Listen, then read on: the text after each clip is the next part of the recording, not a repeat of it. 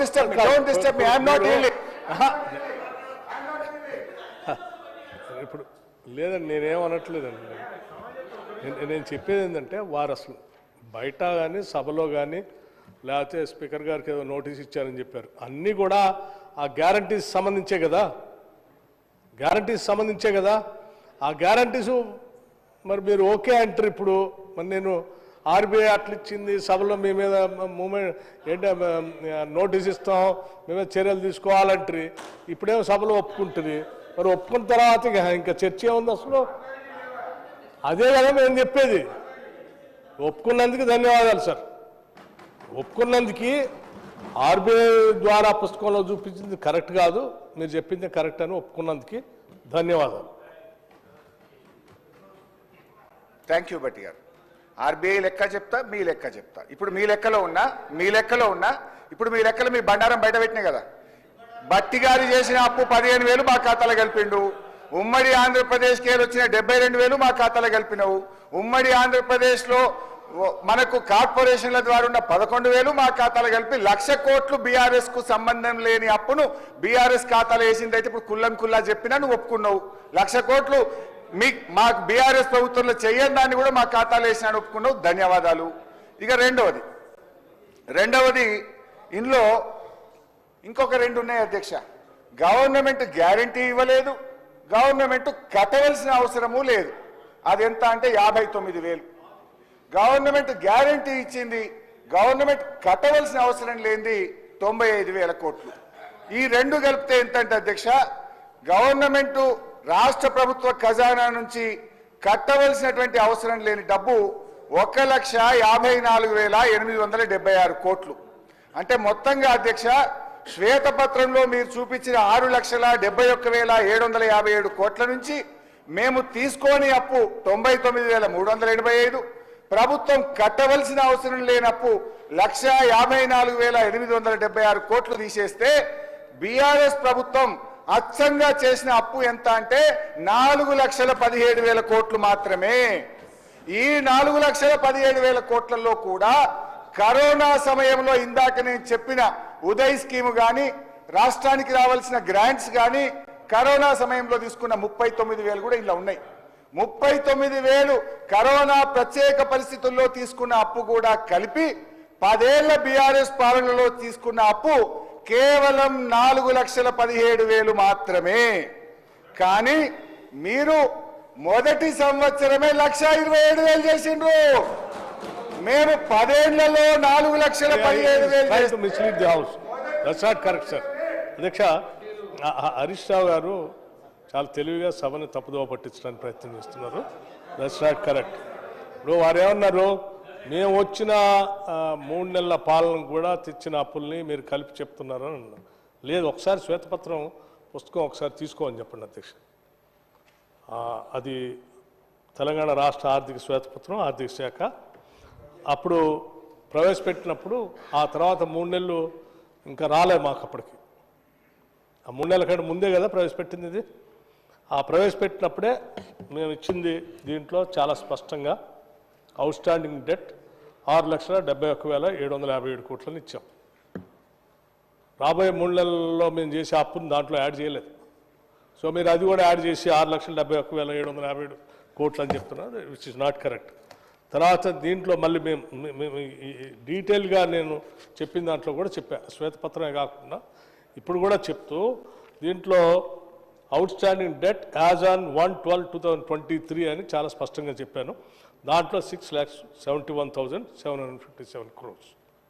So శ్వేతపత్రం మేము ఇచ్చిన పుస్తకంలో అదే, అప్పుడు ప్రజెంట్ చేసినప్పుడు పెట్టింది అదే, ఇప్పుడు చెప్పేది కూడా అదే అధ్యక్ష. సో హరీష్ రావు గారు ఇవన్నీ వదిలేసి అది చెప్తాం మాకంటే ముందు మాకు ఇంత వారసత్వంగా వచ్చింది మేము ఎప్పుడు కాదనలేదు అధ్యక్ష. ఏం చెప్పాము మొన్న చెప్పినప్పుడు కూడా మేము ఏం చెప్పాము, రాష్ట్ర విభజన జరిగేటప్పటికి 6,400 కోట్లు ఉండేది అప్పు అను ఆ ఇంట్రెస్ట్ కట్టడానికి. 10 ఏళ్ళు మీ పాలనకు వచ్చేవారికి అది 66,000 కోట్లు అయిపోయింది అప్పు కట్టేది.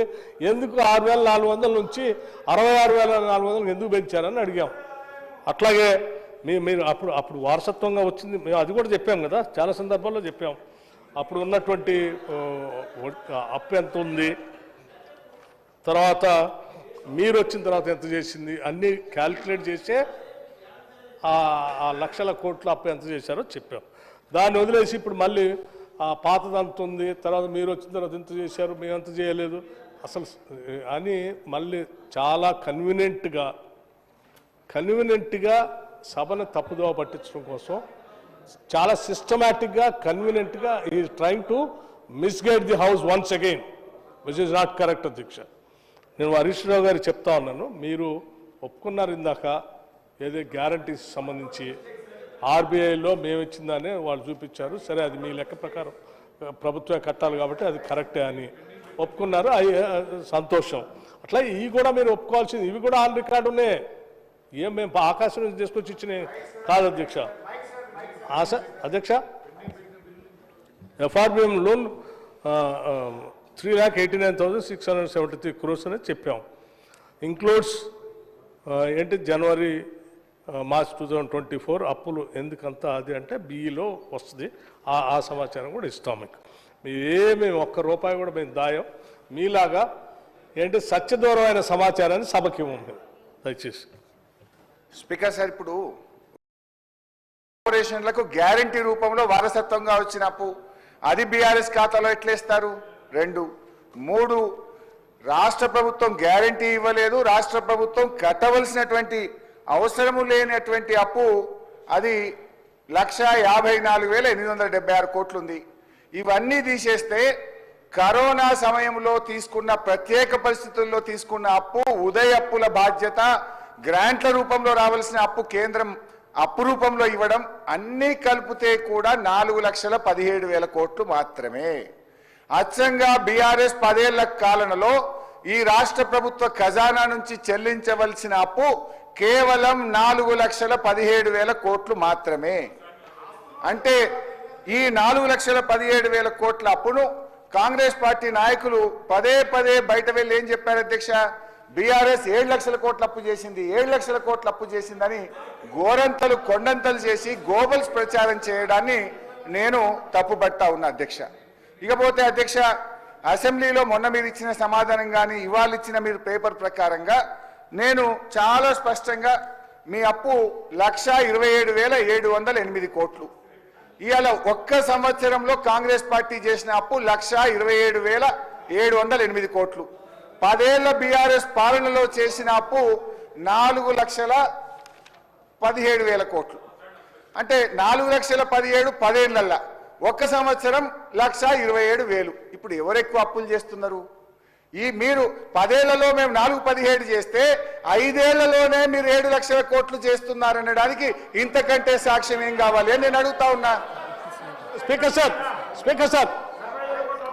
ఐఎమ్ సారీ సార్, నాకే ఇబ్బందిగా ఉంది అధ్యక్ష పదే లేచి వారిని కరెక్ట్ చేయటానికి. I'm really feeling sorry for it.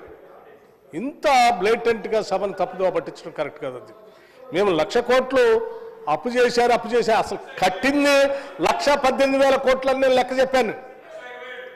1,18,364 కోట్ల రూపాయలు ఈ సంవత్సర కాలంలో మీరు చేసిన అప్పులకు సంబంధించి మేము బ్యాంకులకి వాళ్ళకి వీళ్ళకి అప్పు అసలు అన్ని కలిపి వడ్డీ కలిపి కట్టిన డబ్బు 1,18,364 కోట్లని అన్నిసార్లు చెప్తే అది వదిలేసి ఇంకా మీరు 1,00,000 కోట్లు అప్పు చేశారు, 1,00,000 కోట్లు అప్పు చేశారు. ఏంది కట్టిన దాన్ని నేను చెప్తా ఉన్నాను మీకు. కట్టిన దాన్ని మీరు చూడరా? మీలాగా అప్పు చేసి అడ్డగోలు ఖర్చు పెట్టలే.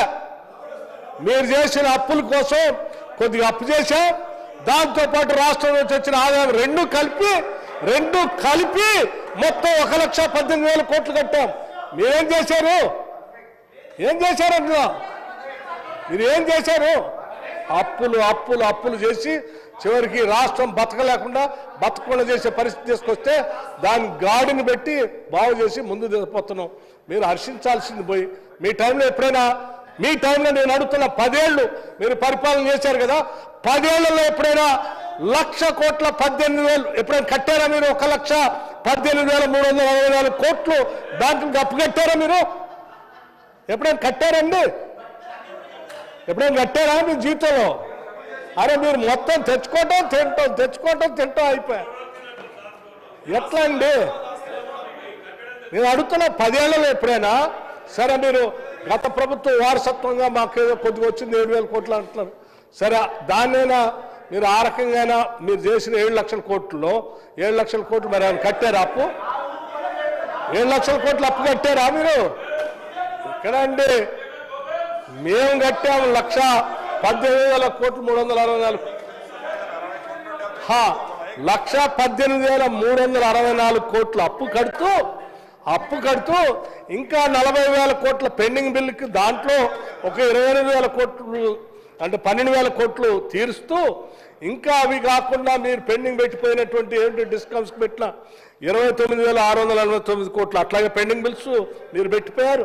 అట్లాగే జెన్కోకి ఇంకో 30,000 కోట్లు పెండింగ్ పెట్టారు. సెకండ్ హ్యాండ్కి దానికి దీనికి కట్టాల్సిన డబ్బులు ఇన్ని కోట్లు అప్పు పెట్టిపోయి నేను ఏమి చేయలేదు అని లెక్కలు చెప్తుంటే నిజంగా కడుపు తరకపోతుంది అధ్యక్ష. ఎన్నిసార్లు ఇట్లా సభను తప్పుదోవ పట్టిస్తారు? 1 లక్ష నేను పదే చెప్పాను కదా అధ్యక్ష, నేను దేనికి కట్టానని కూడా చెప్పాను. నేను మళ్ళీ చెప్తాను, మళ్ళీ కావాలంటే ఇది రికార్డులోకి రిజిస్టర్లోకి ప్రాపర్గా, ఎందుకంటే వాళ్ళు చెప్పి తప్పుడు సమాచారం ప్రజలకు ఇస్తా ఉన్నారు. 1,00,000 కోట్లు అప్పు చేశారని.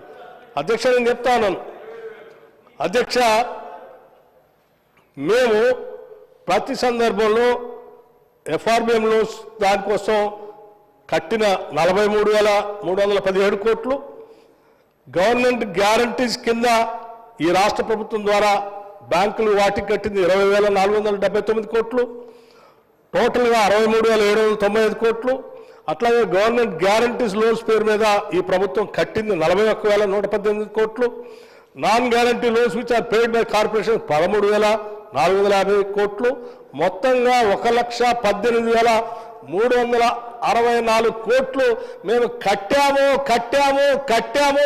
ఇది లెక్కలతో సహా అక్కడ ఉంది, కంప్యూటర్లో కూడా ఉంది మహానుభావం అని చెప్తా ఉంటే మళ్ళీ పదే వేసి మీరు 1,00,000 కోట్లు అప్పు చేశారు, మీరు తిన్నారు, తగలేశారంటే ఏడాధ్యక్ష ఇంతకంటే ఇంకేం చెప్పాము? మీలాగా ఇందాక చెప్పారు, ఇందాక కూడా అట్లా అబద్ధం చెప్పారు అధ్యక్ష. ఏదో ఆ భూమిని బదలాయించి ఏదో చేశారట. మీలాగా మేము వాళ్ళ భూములు గుంజుకోలేదు అధ్యక్ష. ఈ రాష్ట్ర ప్రభుత్వానికి ఎవరో పాపం కోట్లు వేసి భూములు గుంజుకొని పోతుంటే మాయ అంటుంటే మా ముఖ్యమంత్రి క్యాబినెట్ అంతా కూర్చొని అరే ఏ సమయంతో ఇంచ కూడా పోవటానికి వీల్లేదని కోర్టులో కొట్లాడి ఆ భూమిని తీసుకొచ్చి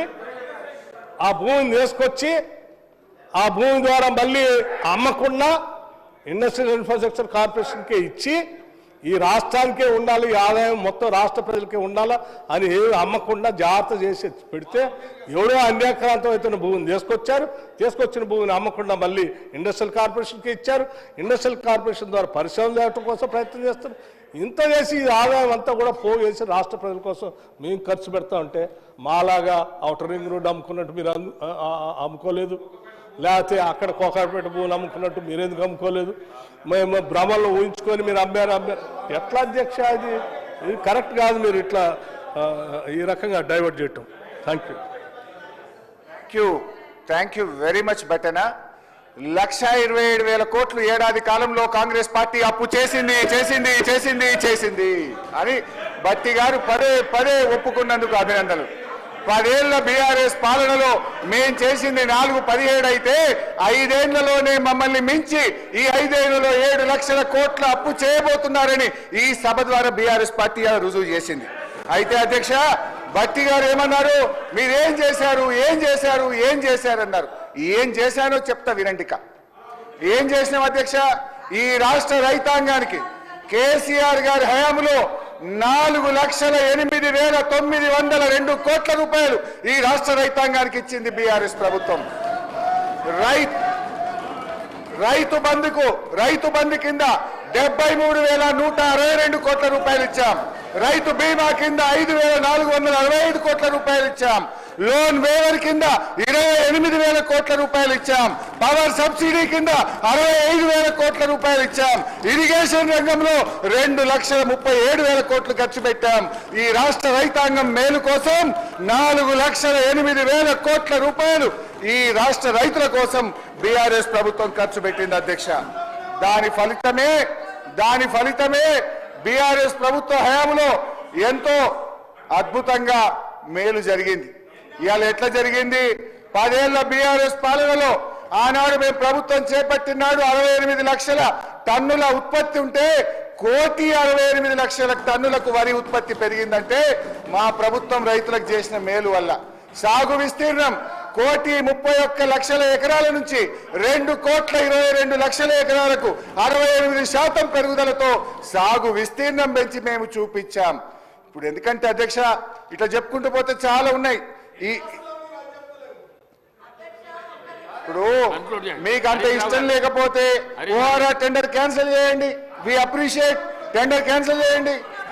హరీష్ రావు గారు ముఖ్యమంత్రి గారు అధ్యక్ష ముఖ్యమంత్రి గారు